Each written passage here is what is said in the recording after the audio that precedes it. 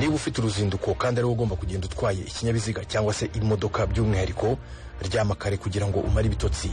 Gutwara imodoka ufite ibitotsi ni ukwigerezaho. Niwumva rero ufite umunaniro kandi ugomba gukora urwo rugendo, shaka umuntu wizeye aba ari ugenda agutwaye. Icya kabiri, ntuzatware imodoka wanyoye ibisindisha, wafashe imiti inaniza umubiri cyangwa se urwaye.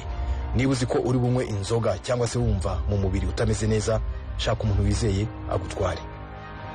Icya gatatu, irinde ibikurangaza byose igihe utwaye imodoka. Vana ijwi muri telefone yawe kugira ngo nihamagara itagukanga ukaba warangara cyangwa se uyihe uwo muri kumwe mu modoka agenda yigutwaje. Niba kandi telefone yawe ihamagawe ikavuga, ni ukuvuga soneri cyangwa se ringing tone, yihereze uwo muri kumwe akwitabire cyangwa se uhagarike imodoka ku ruhande ubanze witabe. Icya kane, niba ukunda kugenda wumva radio yo mu modoka, shyiramo imirongo yose ibe yiteguye kugira ngo bijye bikurinda kurangara ujya gushakisha imirongo igihe utwaye ikinyabiziga. Iri kosa abantu benshi bakunda kurikora, cyane cyane bitwa ko bafite ubunararibonye mu muhanda cyangwa se ubunararibonye bw'igihe kirekire mu gutwara ikinyabiziga, ariko burya niyo ataba wowe ukoze iyo mpanuka ushobora no kuyikoreshwa n'undi warangaye kubera ko nawe uhuzemo gakeya wagiye gushakisha imirongo ya radiyo.